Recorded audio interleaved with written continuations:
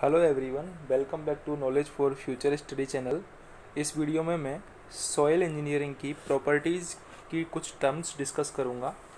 सबसे पहले हम टफनेस इंडेक्स के बारे में डिस्कस करेंगे। इसको आईटी से डिनोट करते हैं।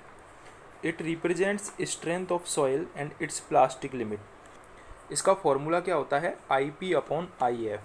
IP से मतलब है यहाँ पर प्लास्टिसिटी इंडेक्स और IF से मतलब है फ्लो इंडेक्स। ठीक है, तो ये प्लास्टिसिटी इंडेक्स और फ्लो इंडेक्स का रेशियो होता है। It is defined as a ratio of plasticity index to the flow index of a soil. It generally varies between 0 to 3। इसकी जो वैल्यू होती है टफनेस इंडेक्स की वो लगभग 0 से 3 के बीच में वेरी करती है। If for any soil IF is less than 1, अगर toughness index is less than 1 है then it is considered to be easily breakable at plastic limit. यानी कि यदि टफनेस इंडेक्स आपका 1 से कम है तो वो इजीली ब्रेकेबल हो सकती है प्लास्टिक लिमिट पर।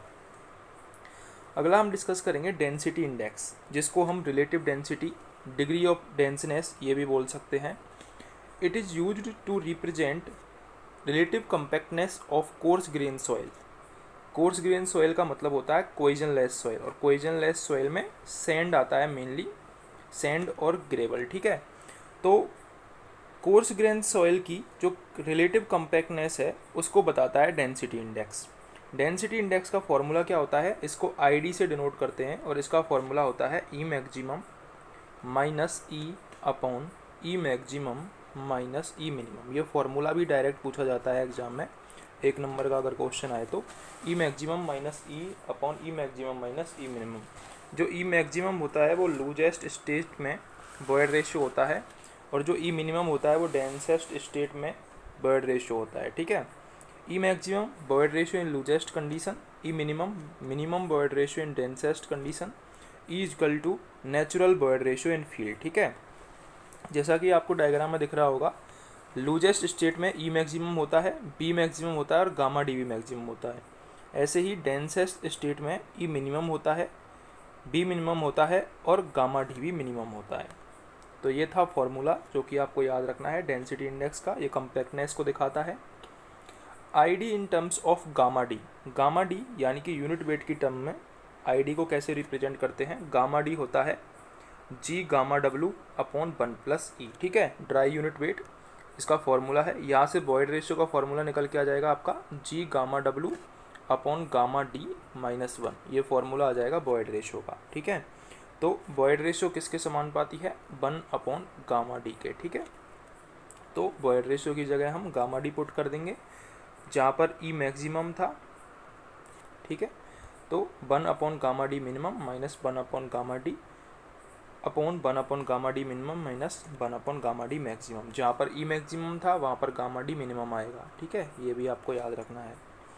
इसके बाद ID की वैल्यूज़ देख लेते हैं हम। यदि ID की वैल्यू, अगर आपसे क्वेश्चन में पूछा जाए कि डेंसिटी इंडेक्स 38 है तो आप बताइए कौन सी सॉइल होगी, तो आपको बोला जाएगा मीडियम सॉइल होगी। ठीक है, यानी कि मीडियम डेंसिटी होगी उसकी, क्योंकि 35 से 65 के बीच में वेरी कर रही है वैल्यू। तो 0 से 15 के लिए वेरी लूज सैंड या फिर सॉइल, कम्पैक्ट कोइजनलेस सॉइल। 15 से 35 के लिए लूज, 35 से 65 के लिए मीडियम। यदि 65 से 85 डेंसिटी इंडेक्स है तो डेंस, और 85 से 100 है तो वेरी डेंस। ठीक है, अगला कुछ नोट्स देख लेते हैं हम। Density index is used to represent compactness of only cohesionless soil because of large uncertainty involved in the compression of E maximum for cohesive soils in its loosest state in laboratory. जो cohesive soil होती हैं उनकी जो compactness होती है उसमें large uncertainty होती है। ठीक है, इस कारण जो डेंसिटी इंडेक्स है वो केवल कोइजनलेस सॉइल की कम्पैक्टनेस को बताता है, ना कि कोहेसिव सॉइल की। For the soil having higher value of density index, higher value of denseness, stability, shear strength would be observed and lower permeability, compressibility would be observe. यानी कि यदि आपका डेंसिटी इंडेक्स ज़्यादा है, यदि आपका डेंसिटी इंडेक्स ज़्यादा है, ID की वैल्यू ज़्यादा है, तो स्टेबिलिटी अच्छी होगी, शियर स्ट्रेंथ ज़्यादा होगी और डेंसनेस अच्छी होगी। और इसी के साथ साथ जब डेंसनेस अच्छी होगी तो परमेबिलिटी कम होगी और कंप्रेसिबिलिटी भी कम होगी। तो दोनों चीज़ें कम होंगी, परमेबिलिटी और कंप्रेसिबिलिटी, उसी के साथ स्ट्रेंथ अच्छी होगी। Density index is better indicator of denseness of soil than void ratio dry density because it represent denseness in absolute term. जो डेंसिटी इंडेक्स है वो वॉइड रेशियो और ड्राई डेंसिटी इनकी तुलना में अच्छा रिप्रेजेंट करता है डेंसनेस को, क्योंकि ये एब्सोल्यूट टर्म में डेंसनेस को बताता है। For uniformly graded spherical particle, उसके लिए जो ई मैक्सिमम की वैल्यू होती है यूनिफॉर्मली ग्रेडेड स्पेरिकल पार्टिकल के लिए ई मैक्सिमम होता है 0.91 और ई मिनिमम की वैल्यू होती है 0.35। ठीक है, दोनों आपको याद रखनी है, ई मैक्सिमम और ई मिनिमम। ई मैक्सिमम की वैल्यू होती है 0.91 और ई मिनिमम की होती है 0.35। इसके साथ ही स्पेरिकल पार्टिकल है तो वॉइड रेशियो क्या होता है, formula volume of voids upon volume of solid. Volume of voids को लिख सकते हैं volume minus volume of solid upon volume of solid. ठीक है, तो इससे ई बराबर हम लिख सकते हैं ई डी क्यू माइनस 4/3 पाई आर एच। अब हम देखते हैं सेंसिटिविटी एंड थिक्सोट्रॉपी। ये आपको डायग्राम दे रखा है, अनडिस्टर्ब शियर स्ट्रेंथ है एक तरफ, हनीकॉम स्ट्रक्चर दे रखी है और फ्लैकुलेटेड स्ट्रक्चर दे रखी है। इसके बाद रिमोल्डेड शियर स्ट्रेंथ है, एक अनडिस्टर्ब शियर स्ट्रेंथ और एक रिमोल्डेड शियर स्ट्रेंथ।